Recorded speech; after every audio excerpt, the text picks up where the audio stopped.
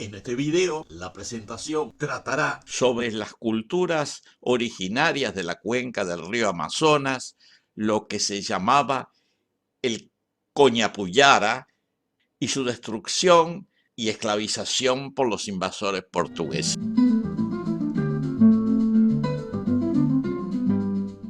El río de las Coñapullara, también llamado el río Amazonas, era el centro de infinidad de naciones con poblaciones extremadamente numerosas. Habitualmente no se tiene una idea ajustada a la realidad de lo que fueron estas culturas. En general se piensa que en esta región, supuestamente inhóspita, la densidad de población era pequeña. Se trataba, se dice, de pequeños grupos nomádicos, de cazadores, pescadores y recolectores. La realidad que pinta Fray Gaspar de Carvajal, integrante de la expedición de exploradores españoles que provenían desde Quito y que estaba liderada por Francisco de Orellana, es muy distinta. Orellana y su gente bajaron 5.000 kilómetros por dicho río, acompañados por menos de un centenar de hombres. En su viaje, estos aventureros europeos recorrieron varios reinos con poblaciones muy abultadas. No sabemos los nombres reales de estos países, ni siquiera hoy. De todas maneras, este cronista nos señala algunas denominaciones indígenas y otras tal vez deducidas o imaginadas. De acuerdo a Gaspar de Carvajal, algunos de los reinos más importantes que conocieron fueron el reino de Aparián, el de Omagua, el de Paguana, un reino cuyo nombre se señala cerca de la desembocadura del Río Negro, un reino que llamaron la provincia de las Picotas, el reino de Quenyue y el de Caripuna. Según el relato, la mayoría de estos pueblos tenían organizaciones políticas complejas, con ejércitos de tierra y de canoeros muy numerosos y agresivos. Sistemáticamente, durante la mayor parte de su viaje, Orellana y los suyos fueron atacados por cientos de indígenas navegando en canoas y piraguas, a veces reuniéndose fuerzas de 10.000 o más guerreros. Todo parece indicar que cada uno de estos reinos tenía varios cientos de miles de habitantes, lo cual se puede deducir de la descripción de Machaparo, que según la estimación de Carvajal, poseía 50.000 hombres de pelea. En la mañana del 24 de junio de 1542 fueron atacados por un grupo de nativos encabezado por las míticas amazonas. Los españoles, ante aquellas mujeres que describieron como altas y vigorosas, que disparaban sus arcos con destreza, creyeron estar soñando. En la refriega consiguieron hacer prisionero a uno de los hombres que acompañaban a las aguerridas damas, quien les relató que estas mujeres, que él llamó Coñapulla, que quiere decir grandes señoras en lengua omagua, y que dicho sea de paso, la lengua omagua es una lengua tupí-guaraní, y les dijo que tenían una reina que se llamaba Conori y poseían grandes riquezas. Maravillados por el encuentro, los navegantes bautizaron al río en honor de tan fabulosas mujeres, usando el término legendario griego de Amazonas.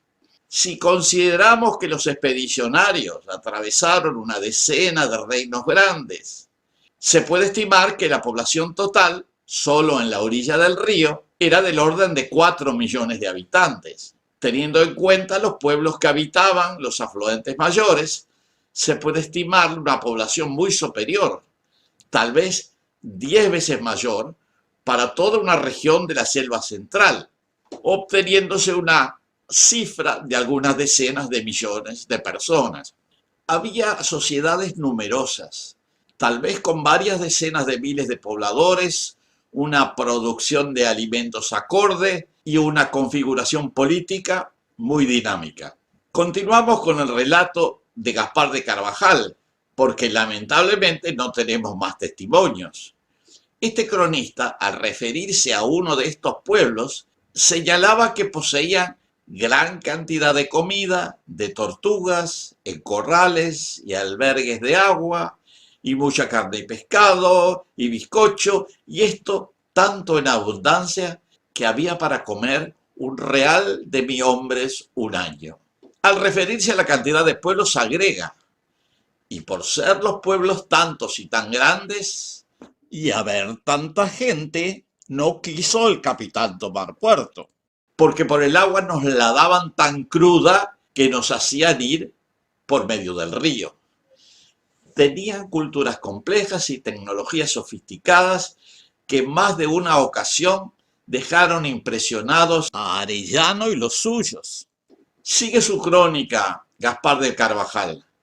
Bajaron un pueblo y había una casa donde había mucha loza de diferentes hechuras, ansí tinajas como cántaros muy grandes. Esta loza es la mejor que se ha visto, porque lo de Málaga no se iguala con ella, porque es de toda vidriada y esmaltada, de todos colores, tan vivos que espantan. Y además de esto, los dibujos y pinturas que en ella hacen son tan compasados que naturalmente labran y dibujan todo como los romanos. Y allí nos dijeron los indios que todo lo que esta casa había de barro, lo había de tierra adentro, de oro y de plata.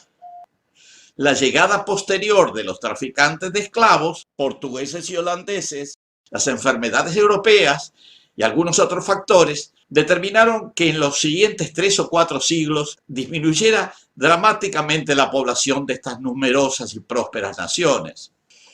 Últimamente, nuevos hallazgos arqueológicos están confirmando los relatos de Carvajal y demostrando que este continente, en particular las selvas tropicales amazónicas, estuvieron pobladas densamente desde tiempos muy antiguos. Todavía falta mucha información para poder resolver el enigma de la desaparición de estas grandes naciones del gran río de la Coñapullara. Tal vez para terminar gráficamente con la reconstrucción histórica del virtual genocidio que experimentaron las naciones amazónicas, comparto la descripción del padre jesuita Antonio Vieira, donde testimonia la situación en la ciudad de Maranhão, en el nordeste de Brasil, en el siglo XVII.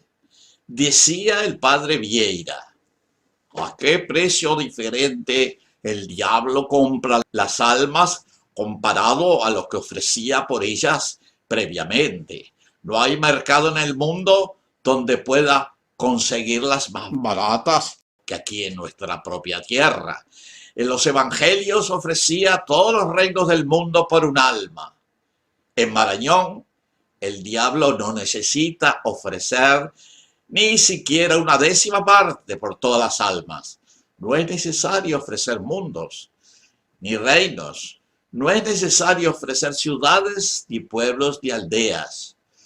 Todo lo que tiene que hacer es ofrecer un par de indios tapuya e inmediatamente es adorado de rodillas. ¡Qué mercado barato!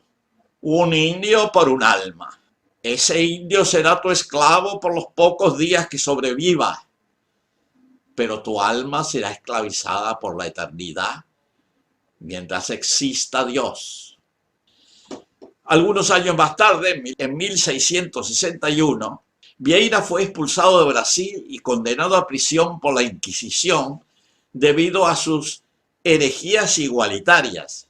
6 años después, ya liberado, reinició su lucha por los derechos de los esclavos, que habría de continuar hasta su muerte, el 18 de julio de 1697. Hoy, los remanentes de todas aquellas numerosas naciones amazónicas están reducidas a los sitios menos accesibles, agredidos cultural y físicamente por colonos, misioneros y garimpeiros, y fueron desconocidos en sus derechos sobre la tierra. Su número actual, total, no excede los 200.000 habitantes. Como se señalaba en las crónicas mencionadas, un importante reino del Gran Río estaba constituido por los omaguas, de estirpe tupí-guaraní, que había desplazado a los ticuna, que eran pobladores originales de esta confluencia del Amazonas con los ríos Putumayo y Caquetá. Esto ocurrió sobre todo por el tráfico de esclavos que promovieron y ejecutaron los colonizadores portugueses y holandeses. Sin embargo, con la decadencia de los omaguas, quienes quedaron asentados en pequeños enclaves, los ticuna regresaron a las riberas de los grandes ríos, pasando a ser una de las naciones indígenas más numerosas de esta región. Actualmente los ticunas tienen una población de alrededor de 70.000 habitantes en Brasil, Colombia y Perú. Hoy practican la pesca, la horticultura itinerante, la caza, la recolección, el comercio y la artesanía. Los cultivos o chacras están cercanos a sus viviendas y siembran después de tumbar y quemar. Ellos plantan yuca, plátano, maíz, ají y frutales. Pescan varios peces como gambitana, piracurú, palometa, pintadillo, etc. Aunque muy lentamente, demasiado lentamente, sus derechos comienzan a ser reconocidos en los países donde habitan, quedando finalmente como principales testigos de una de las tragedias humanas más dramáticas de la historia del continente americano.